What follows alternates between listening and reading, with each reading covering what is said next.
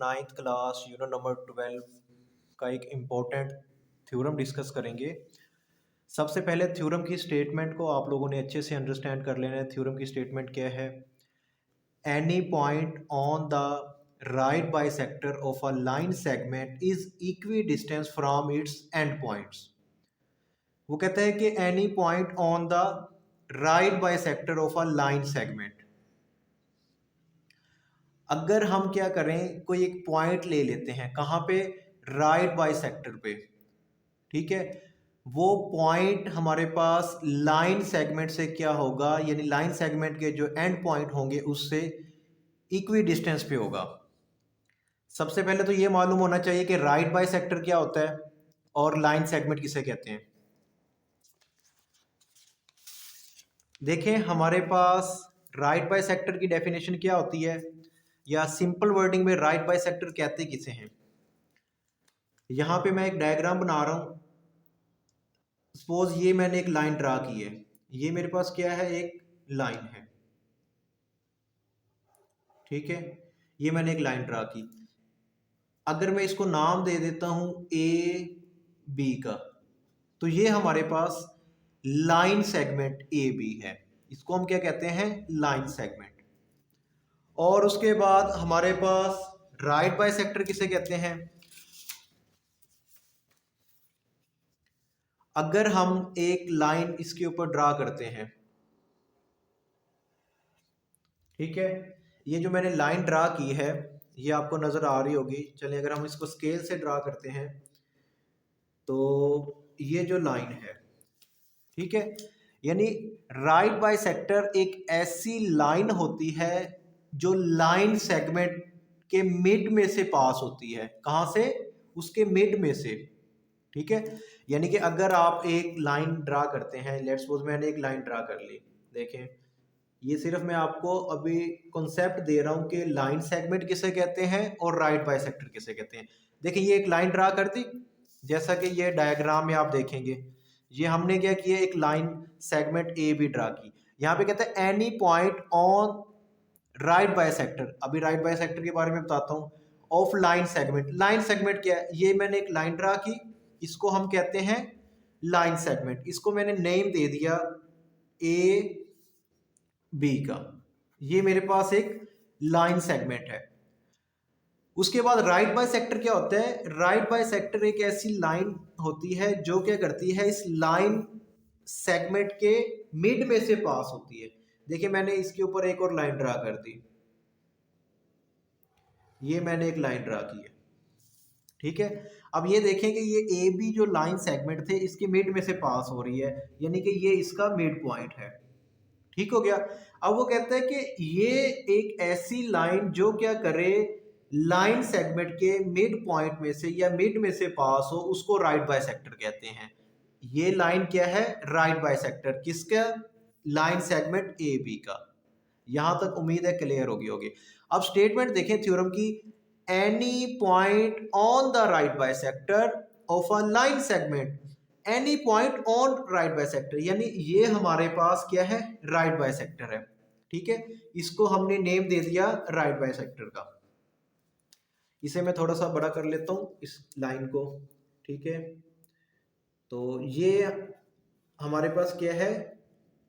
एक लाइन है जो जिसको हम क्या कहते हैं? Right bisector. राइट बाइसेक्टर क्यों कहते हैं वो मैंने अभी आप लोगों को बता दिया है। तो ये हमारे पास राइट बाइसेक्टर है।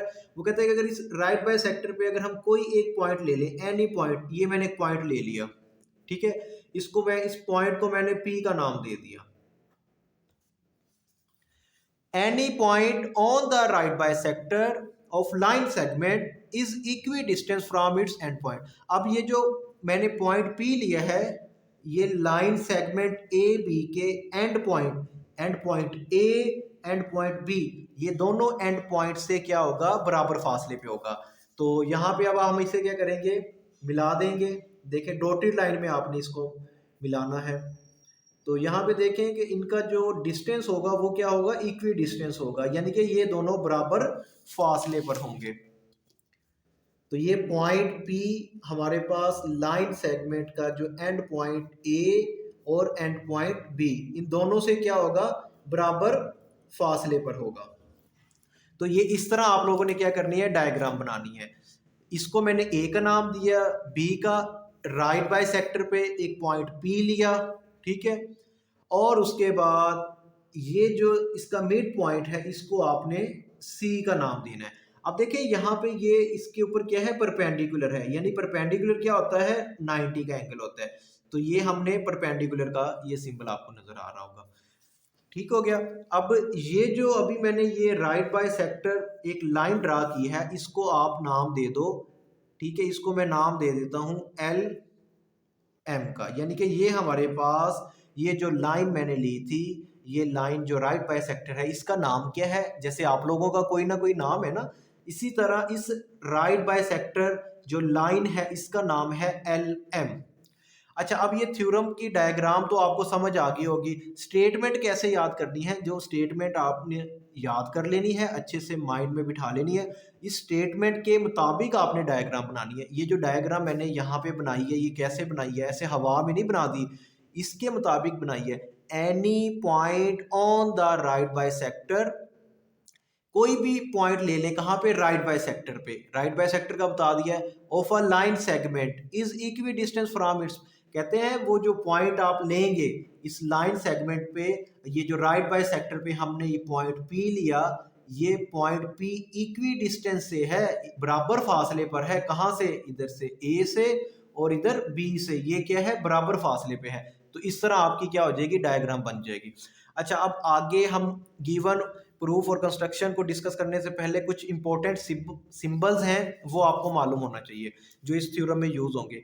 अब एक सिंबल हमारे पास, ये सिंबल आपको नजर आ रहा है, ये सिंबल है इज परपेंडिकुलर। इसको कैसे रीड करेंगे, इसका मतलब होता है 90 का एंगल या इज परपेंडिकुलर। और एक ये वाला सिंबल है हमारे पास, इसको कहते हैं इज कॉन्ग्रुएंट, ठीक है, इज कॉन्ग्रुएंट। और नेक्स्ट ये हमारे पास ये वाला जो सिंबल है इसको कहते हैं क्रॉसपोंडेंस, और ये जो सिंबल है इसको कहते हैं लाइन ए बी।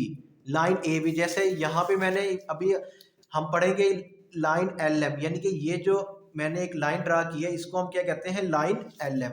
तो ये इसका सिंबल है। और आगे हम लाइन सेगमेंट का क्या सिंबल है सर जी, तो बेटा इसका जो सिंबल है हमारे पास वो ए बी के ऊपर हम इस तरह लाइन लगा देंगे, तो ये क्या है, लाइन सेगमेंट ए बी। उसके बाद एक सिंबल हम पढ़ेंगे ए बी, यानी कि ये रे ऑफ ए बी, यानी कि इसके ऊपर जो एरो लगाया हुआ है ये रे ए बी।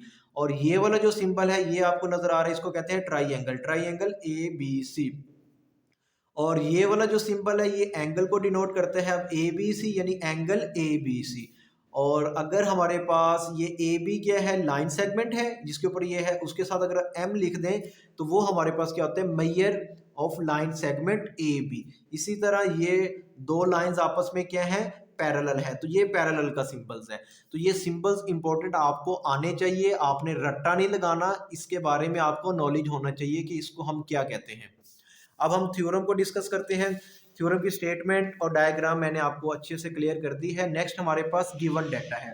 अच्छा, थ्योरम में आगे वाले जो पार्ट होते हैं उसमें गिवन होता है, एक चीज प्रूफ करनी होती है, कंस्ट्रक्शन, और उसके बाद हमारे पास स्टेटमेंट एंड रीजंस।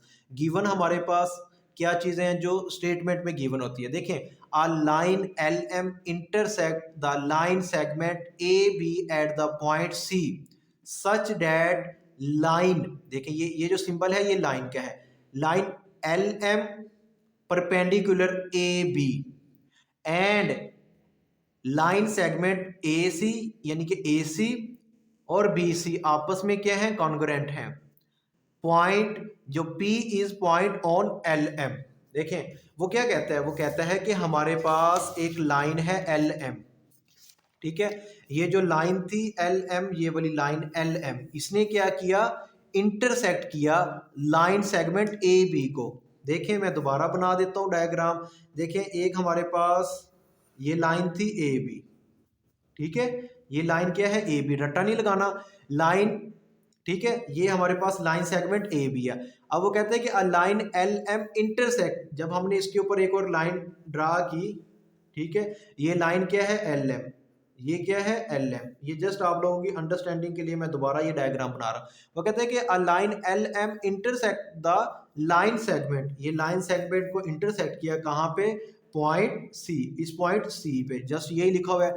अब वो कहता है कि सच डैट, किस तरह उसने किया, वो कहता है कि जो एल एम, ये जो लाइन है एल एम, ये कौन सी लाइन है, एल एम, ये लाइन एल एम, तो यहां पे मैं लिख देता हूं line L M, line L M perpendicular है, ये परपेंडिकुलर है किसके ऊपर, ये लाइन सेगमेंट ए बी पे, तो ये ए बी लिखोगे और इसके ऊपर ये लाइन लगा दोगे। ये हम बताएंगे कि भाई ये जो ए बी है ये क्या है, लाइन सेगमेंट है। अच्छा आगे वो कहता है कि and A C congruent B C, तो देखें ये ए से लेके सी तक ये ए सी, ठीक है, और ये बी से लेके सी तक ये दोनों जो लाइंस है ना ए सी और बी सी, यानी कि ए सी ये वाली और बी सी ये वाली, यहाँ ए सी और बी सी ये आपस में इक्वल फासले पे है, यानी कि इनका जो साइज है ना वो एक जैसा होगा। इस वजह से हम इसे कहते हैं कि ये क्या है, आपस में कॉन्ग्रुएंट है, ये क्या है, आपस में कॉन्ग्रुएंट है, यानी एक जैसे है। सिंपल वर्डिंग में आप ये भी कह सकते हैं इनका साइज एक है, ये एक जैसे हैं, ये इनमें कॉन्ग्रुएंसी है। अच्छा उसके बाद नेक्स्ट हमारे पास वो कहता है कि P is a point on L M. अब वो कहते हैं कि ये जो लाइन एल एम ली है ना, इस पे हमने ये पॉइंट, ये वाला जो पॉइंट, एक पॉइंट पी भी लिया था, तो ये पॉइंट एक हमने पी ले लिया। यहां तक समझ आ गई होगी। नेक्स्ट वो कहता है कि टू प्रूफ, प्रूफ क्या करना है, हमने जो चीज बतानी है, बतानी एक्चुअली हमने ये है, यहाँ पे लिखा था कि equi distance from its end point, यानी कि अगर कोई पॉइंट P ले लें वो क्या होगा, इक्वी डिस्टेंस पे होगा, यानी ये जो पॉइंट हमने यहाँ पे P लिया है ये क्या है, इक्वी डिस्टेंस से है, कहाँ से, A और B एंड पॉइंट पे, ये हमने प्रूफ करना है। तो इस वजह से यहाँ पे हमने क्या लिखा है, PA, यानी कि ये P से लेके A तक का डिस्टेंस, ये PA साइड और ये PB, ये आपस में क्या होनी चाहिए, कॉन्ग्रुएंट, एक जैसी होनी चाहिए, ये हमने प्रूफ करना है। ठीक हो गया। नेक्स्ट चलते हैं। नेक्स्ट हमारे पास कंस्ट्रक्शंस, जो चीज़ हम कंस्ट्रक्ट करेंगे वो क्या है, वो हमने यही कंस्ट्रक्ट की कि जब हमने यहाँ पे पॉइंट P लिया, ये जो पॉइंट हमने P लिया इसको हमने क्या कर देना है, ज्वाइंट कर देना है या मिला देना है, किससे, इधर से A एंड पॉइंट से और इधर से आपने क्या कर देना है, बी एंड पॉइंट से मिला देना है। तो वही हमने किया। वो कहता है कि join P to point A and B, point P को A से पॉइंट P को B से मिला दो, तो मिला दिया, कोई मसला नहीं है। आगे चलते हैं। आगे वो कहता है कि प्रूफ, प्रूफ में दो चीजें होती हैं, स्टेटमेंट एंड रीजन। तो हम स्टेटमेंट बताएंगे और साथ में उसकी रीजन भी बताएंगे कि भाई हमने ये किया। अच्छा अगर आप लोगों को यहाँ तक समझ आ गई है तो उसके बाद आप देखें कि ये जो डायग्राम हमने बनाई है, ये वाली ये भी डायग्राम आप देख सकते हैं, ये जो डायग्राम बनाई है ये वाली, तो इसमें आपको ना ये चीज़ नज़र आ रही होगी, ये एक ट्राइंगल नज़र आ रही है, ये वाली देखें, यहाँ पे मैं एक ट्राइंगल बना रहा हूँ, ठीक है, ये आपको एक ट्राइंगल नज़र आ रही है ये वाली, ठीक है, ये क्या है, पॉइंट P है, ये पॉइंट A है, ये PA और से ये ट्राइंगल नज़र आ रही होगी, एक ये वाली भी, और ये वाली मैं यहाँ पे बना देता हूँ, चलो ठीक है, ये पॉइंट क्या है, P है और ये C है और ये B है, यानी कि ये दो ट्राइंगल्स आपको नजर आ रही हैं। तो स्टेटमेंट में वो कहता है कि हमारे पास इन ट्राइंगल ACP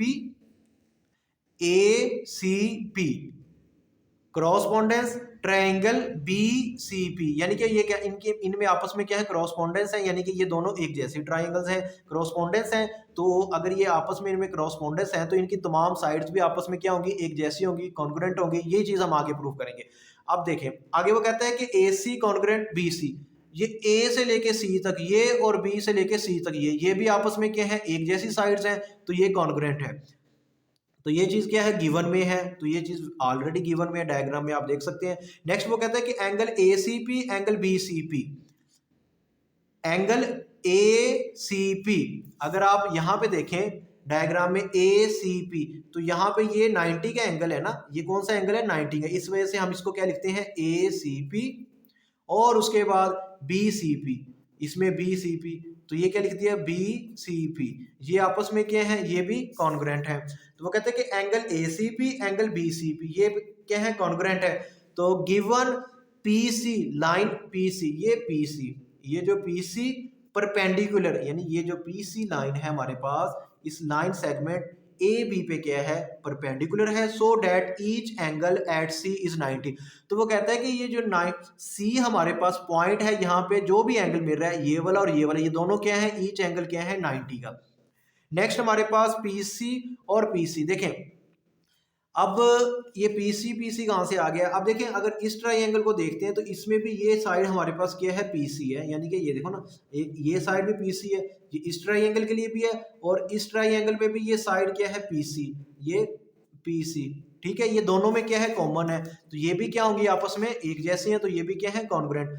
तो PC congruent to PC, common, तो हम इसके रीजन बता रहे हैं कि ये क्या है, कॉमन है। उसके बाद नेक्स्ट वो कहता है कि ट्राइंगल एसीपी और बीसीपी, एसीपी और बीसीपी, तो यहां से वो कहता है कि सिंस एसीपी और बीसीपी आपस में कॉन्ग्रुएंट है, और इसकी रीजन में वो कहता है कि साइड एंगल साइड पोस्टुलेट, तो ये एक पोस्टुलेट है जिसका मतलब ये है कि इसकी तमाम साइड्स की, कोई भी दो ट्राइंगल अगर उसकी तमाम साइड्स आपस में इक्वल हो तो वो इस पोस्टुलेट के अकॉर्डिंग। नेक्स्ट हमने प्रूव कर दिया है कि हेंस अगर इसकी तमाम साइड्स इक्वल हैं तो इसका मतलब ये हुआ कि पॉइंट P से A का डिस्टेंस और P से B तक का ये जो एंड पॉइंट A और B है इनसे क्या डिस्टेंस क्या होगा, हमारा इक्वल होगा। तो वो कहते हैं कि hence P A congruent to P B, corresponding sides of congruent triangles. तो ये हमारे पास क्या है, एक क्रॉसपॉन्डिंग साइड्स है किसकी, कॉन्ग्रुएंट ट्राइंगल। कॉन्ग्रुएंट ट्राइंगल क्या होती है, यानी कि ऐसी ट्राइंगल जिसकी तमाम साइड्स, यानी दो ट्राइंगल्स लें और उनकी तमाम साइड्स और एंगल्स आपस में क्या हो, इक्वल हो, तो वो दोनों ट्राइंगल्स आपस में क्या होंगी, कॉन्ग्रुएंट। देखिए जैसे अगर मैंने ये दो ट्राइंगल्स ली हैं, ठीक है, तो इनकी अगर तमाम साइड्स और एंगल आपस में इक्वल है तो ये क्या होगी, कॉन्ग्रुएंट ट्राइंगल होगी। तो ये फर्स्ट थ्योरम था, तो आपने इसको रट्टा नहीं लगाना, और ये 8 मार्क्स का क्वेश्चन आता है। ठीक है, तो सबसे पहले तो डायग्राम आप लोगों की ठीक होनी चाहिए, अगर डायग्राम आप गलत बनाओगे तो थ्योरम आपका क्या हो जाएगा, गलत हो जाएगा। गिवन के भी 1 मार्क्स होते हैं, प्रूफ के भी 1 मार्क्स, कंस्ट्रक्शन के भी 1 मार्क्स। ठीक है, ये टोटल 8 मार्क्स का आता है, और ये वाला जो पार्ट है हमारे पास, ये प्रूफ वाला, और इसके भी 4 मार्क्स होते हैं। अगर आपने एज इट इज़ जैसे बुक में लिखा हुआ है उसके मुताबिक अगर आप लिखोगे, ठीक है, तो आपको 8 मार्क्स पूरे मिलेंगे। उम्मीद है कि आपको ये समझ आ गया होगा। हमारा जो चैनल शुएब मैथ वाला, इसको सब्सक्राइब करें, वीडियो को लाइक करें, अपने दोस्तों के साथ शेयर करें। मिलते हैं नेक्स्ट वीडियो में। अल्लाह हाफिज़।